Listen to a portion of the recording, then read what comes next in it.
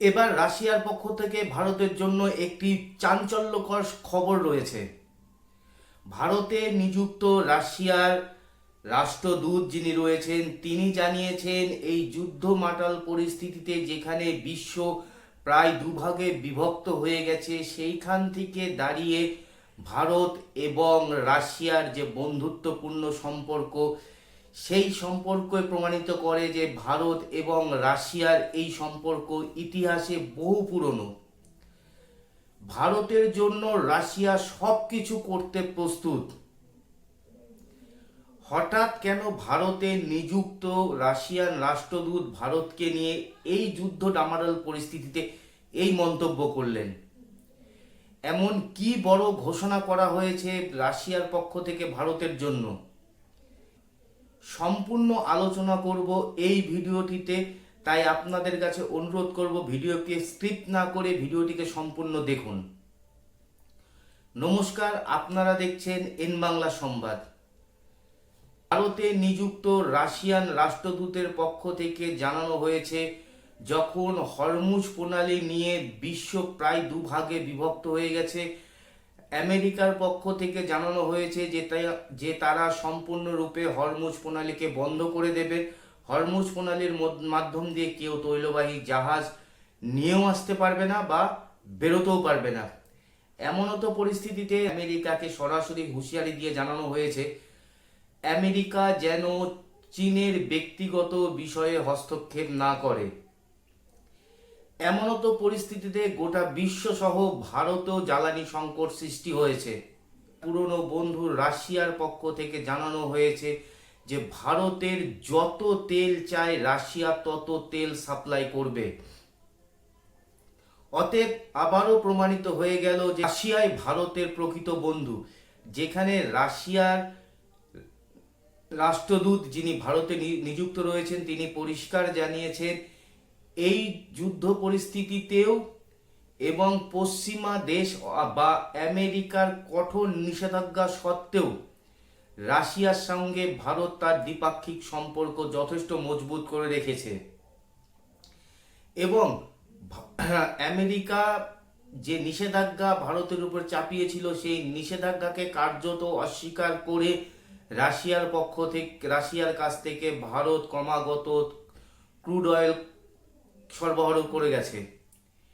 এই পরিপ্রেক্ষিতে ভারতে নিযুক্ত রাশিয়ান রাষ্ট্রদূত তিনি জানিয়েছেন, আগামীতে রাশিয়ার প্রেসিডেন্ট পুতিনের ভারত সফরের সময় ভারতের সঙ্গে রাশিয়ার বেশ কিছু ডিফেন্স চুক্তি হতে চলেছে। তার মধ্যে S-400 এর চুক্তি রয়েছে এবং রাশিয়ার অত্যাধুনিক 5th generation fighter jet Su-35 এর বিষয় নিয়েও আলোচনা হবে।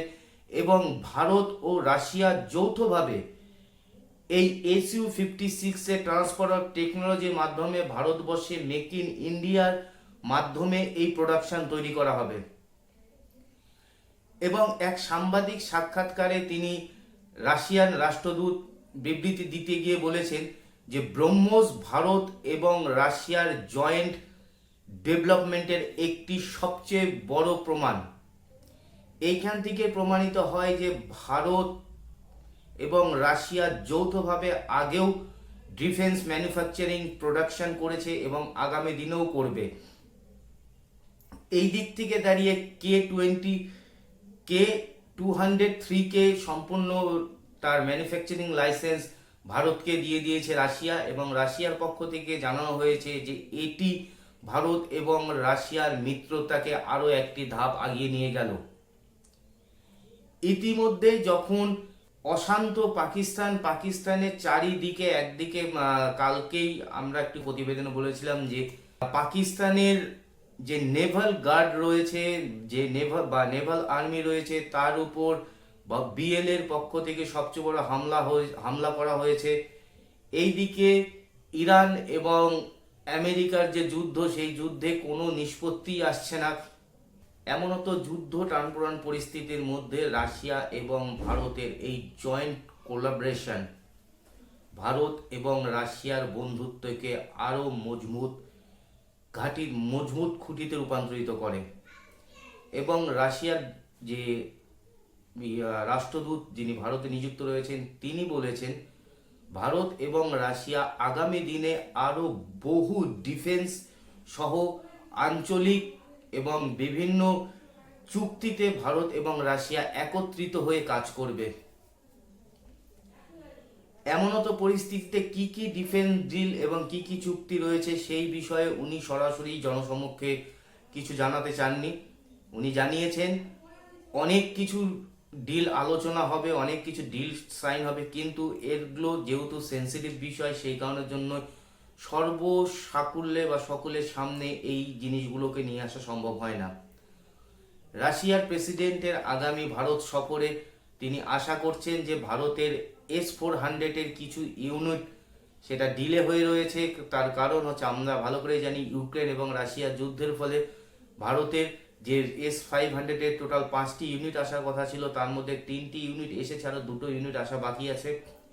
উনি সেই বিষয় নিয়ে বলছেন যে এইটা নিয়ে ভারত এবং রাশিয়ার মধ্যে একটি নির্দিষ্ট ডেট ঠিক হয়েছে এবং তারা দুই দেশই সহমতি জ্ঞাপন করেছেন যে এই নির্দিষ্ট ডেটের মধ্যেই রাশিয়া আশা করছে ভারতের যে প্রাপ্ত S-400-এর যে ব্যাটারিগুলো রয়েছে বা যে ইউনিটগুলো রয়েছে সেই ইউনিটগুলোকে খুব তাড়াতাড়ি দ্রুত ভারতকে ডেলিভারি করা হবে এবং আগামী দিনে ভারত এবং রাশিয়া জয়েন্টভাবে Su-57-এর সাথে আরও উন্নত প্রযুক্তিতে কাজ করবেন, এই বিষয়ে তিনি সহমত জ্ঞাপন করেছেন।